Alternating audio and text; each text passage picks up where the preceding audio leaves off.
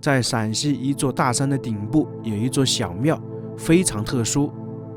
这里呢和《西游记》当中的孙悟空有关。据说孙悟空的墓就在这一块。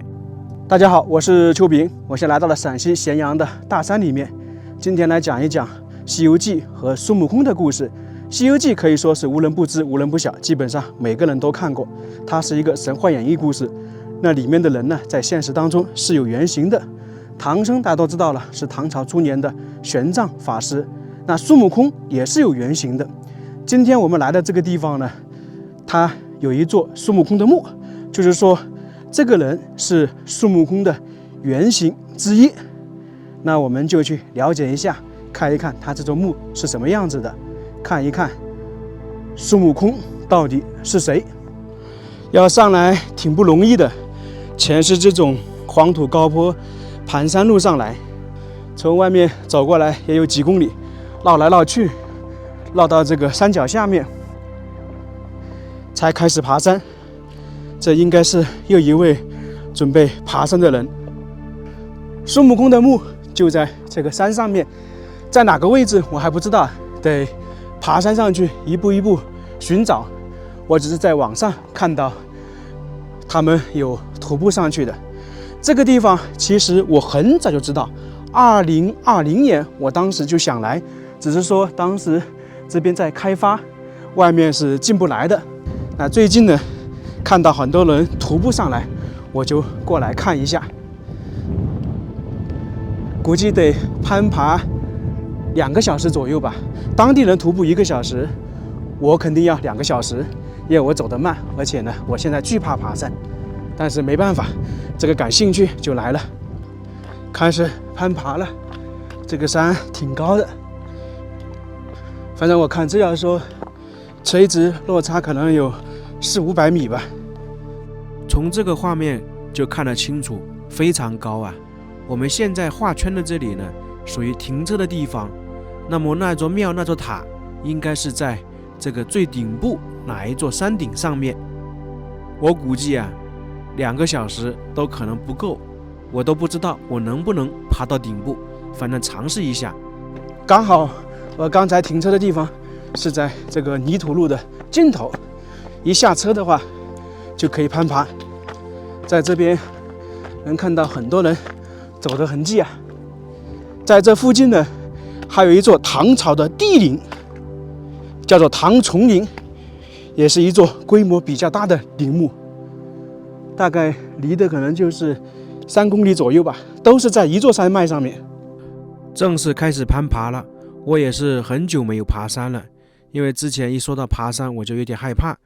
我现在体质呢也不算是很好，感觉爬山特别吃力。在去这个山顶看孙悟空的墓之前，我们先来简单的介绍了一下《西游记》。尽管大家看过，但是今天我们可能要讲一讲不一样的《西游记》。按照我们正常看《西游记》的版本来讲，它是分为好几部分的。第一部分呢，就是孙悟空啊从石头里面蹦出来，算是一只石猴，后面呢拜师学艺，学得呢一身的本事，然后呢大闹天宫，被如来压在五指山下面，这算是第一部分。第二部分呢，就是500年过去了，东土大唐呢出现一名高僧，叫做唐僧，他和李世民啊结拜为兄弟。李世民呢，于是就派他去西天取经。那么唐僧从长安出发之后，遇到了孙悟空，把他呢放出五指山，收为徒弟。后面呢，唐僧呢又收取了沙和尚、猪八戒为徒弟，组成了算是4人1马的取经团队。那在取经的过程中啊，遇到很多困难，我们常说的99、81难，有妖怪呀，各种。那在这里大家就发现很多妖怪呀是天上的神仙那些坐骑。那这些妖怪呢，在阻挡过程中处理完了，就被天庭那些神仙带走了。而有一些没有背景的，可能就被处理了。那么大家发现没有，这些好像都是安排好一样的。所以最近一些年呢，就很多视频或者很多小说啊，都会去魔改西游，就是说西游这个唐僧取经啊，是不是有些计谋，有一些阴谋在里面。特别现在是视频是非常多这样的说法呀。那他们历经了非常的困难，最终呢取得真经，从西天取经又回到了东土大唐，这样呢算是功德圆满。我们常说的取得仙位，这是正常的《西游经》取经途径。在这里啊，得说句题外话，我们看正常的《西游记》，唐僧是一个非常弱小的人，又非常啰嗦。孙悟空也好，猪八戒也好，沙和尚也好，经常对唐僧是非常无语。那真是唐僧是否如此的？不是啊，真正的唐僧非常有魅力，非常强大，甚至说强大可怕。他本身呢，并不是李世民派出去的，而是在当时啊，他在中土大唐学习佛法的时候，发现很多经书啊不一致，于是呢，他就想去外面求法，想去佛教的发源地看一看，想把那些经书带回来。唐僧当时去取经，他是没有合法手续，算是偷渡过去的。一度呢，唐朝的那些政府啊还发通缉令，只不过呢，唐僧一次一次利用自己的魅力，利用自己的故事讲解给那些人听，打动了很多人，从而把他放出去了。在锁阳城遇到一个人，算是他的大徒弟，也就是孙悟空的原型之一，把他带出了唐朝的疆域。带出去之后，两个人闹翻了，唐僧呢就独自一人继续西行，一个人呢穿过了将近800里的沙漠。按照我们现在，你一个人别说穿越800里，你能够穿越100里都了不起了，算是一大创举。而他穿越了800里，不得了吧？穿越了800里，他就算是来到了我们今天的新疆，以前的西域。在那里呢，又发挥了他的魅力。当时呢，西域的一些国王资助他，派人保护他，就是被他的事迹感动。因为本身当时佛教在西域比较盛行，然后人们听到他的这种事迹，他的这种恒心，被他打动。在《西游记》当中，是他和李世民结为异姓兄弟。那实际按照玄奘真正的历程来讲，他是在高昌和那边的国王结为兄弟。后面呢，唐僧又遇到一些困难，你像是大雪封山、土匪等等，都被他一一化解。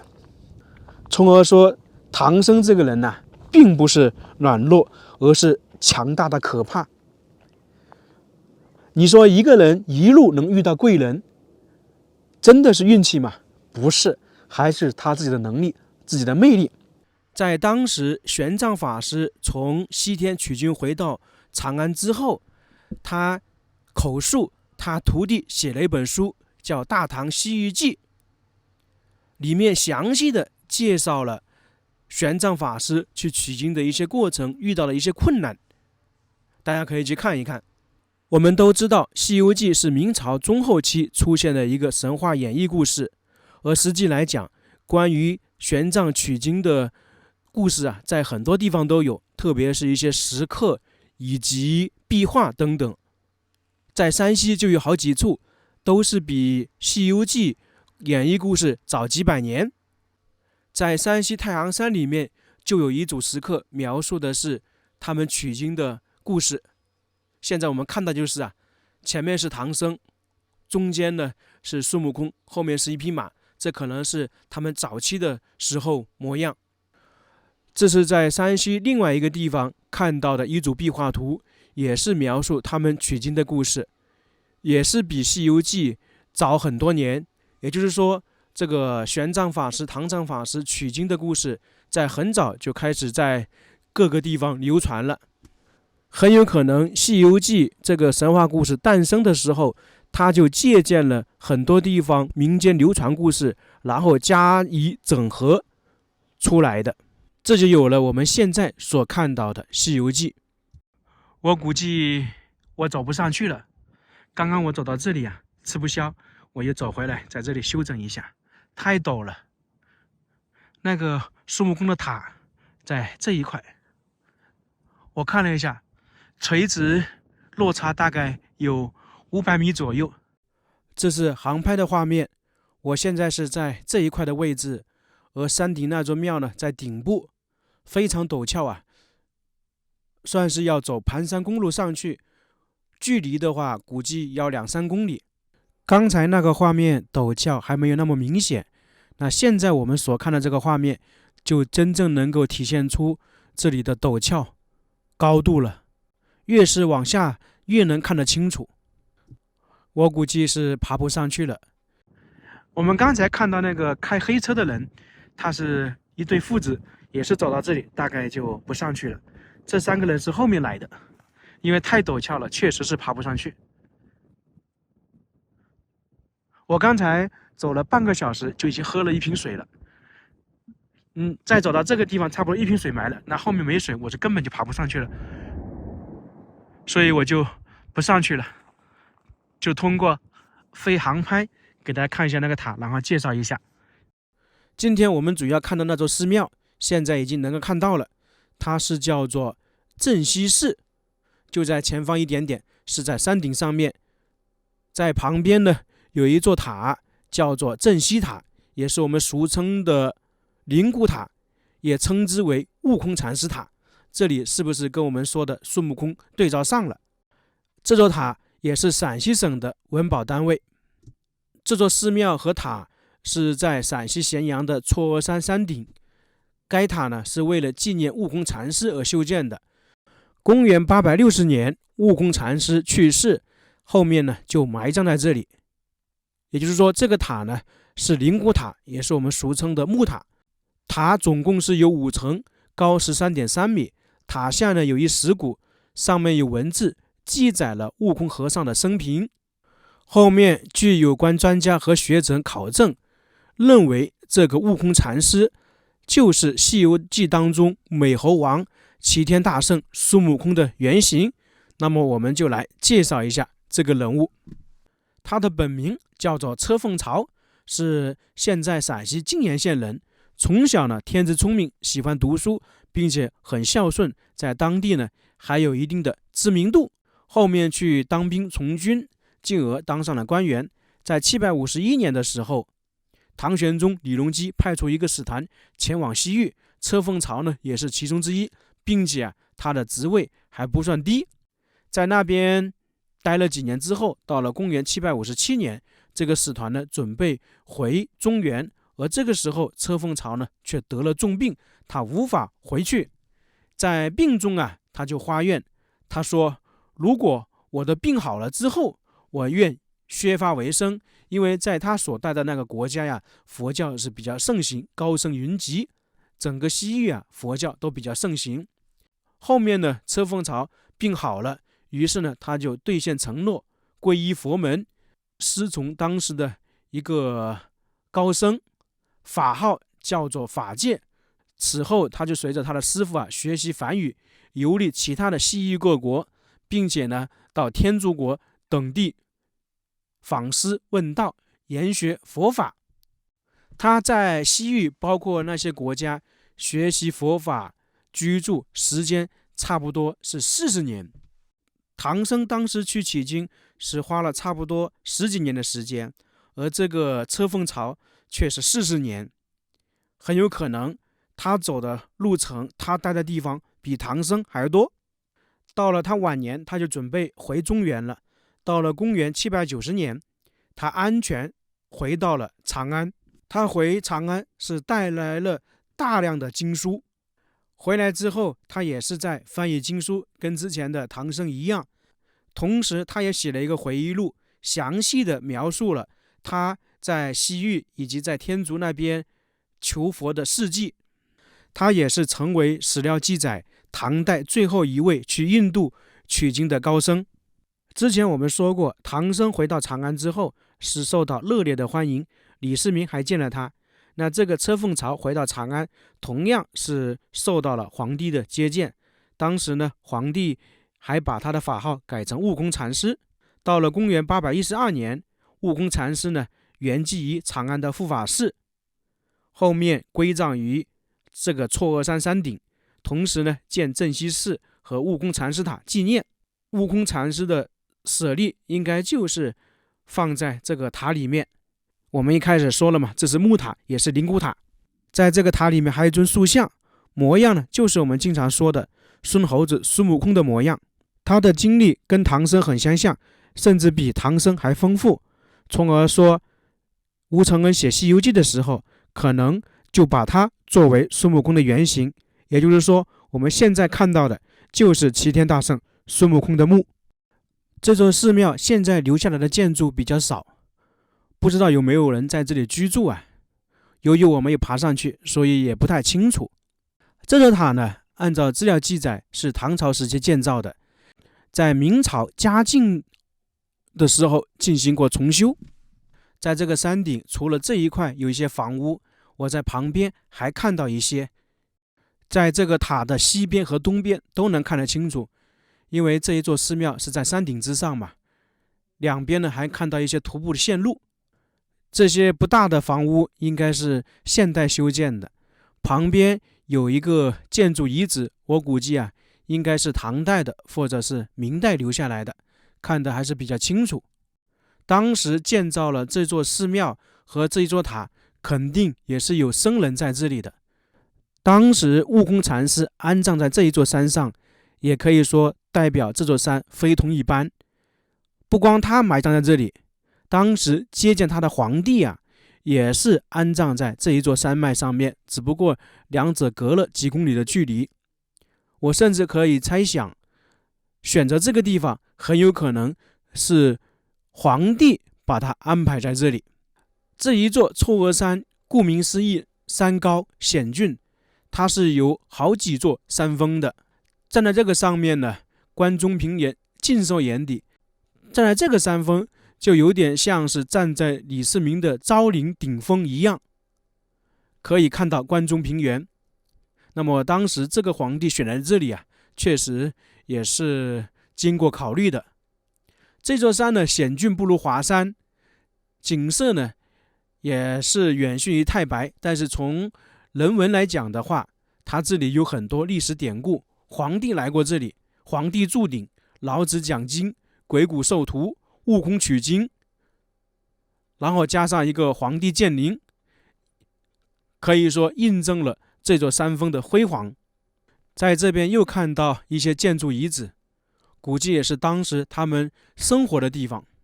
可惜随着时间的变迁，1100多年过去了，现在只能看到这些东西。说到这里，有一个比较有意思的地方，在以前日本有一个天皇叫做嵯峨天皇，当时呢他派使者来到长安，刚好呢碰到在修筑唐崇陵，因为那座陵墓嘛就在这个嵯峨山，于是呢当时的日本天皇就把自己的名字改成了嵯峨天皇，将日本京都的一座山改名为嵯峨山，从而这一座山历史文化底蕴还是非常多的。当然这是题外话了，我们继续回到《西游记》，回到孙悟空的故事上来。这个悟空禅师被认为是《西游记》孙悟空的原型，而是经过专家学者考证的。我们看过《西游记》都知道，孙悟空呢是一个武艺高强的人，他早期有大闹天宫，后面在保护唐僧取经的过程中遇到很多妖魔鬼怪，基本上都是靠他去处理。这个悟空禅师他是武将出身，肯定会有所武艺。在当时他虽然说是跟随使团出发，我估计应该是保护使团，那么这个和孙悟空武艺高强也算是对应上了。假如说以后有人问你孙悟空是不是真的存在，我们可以这样说，他就是陕西人，和唐朝一位皇帝埋葬在同一座山上面。今天也算是长见识了，唯一有点可惜的就是我没有爬到这个山顶，没有亲自过来看一看这一座灵骨塔，这一座孙悟空的墓。到这里，《西游记》和孙悟空的故事就讲完了，算是长见识了。那这个视频就到这里，非常感谢大家，我们下个视频再见。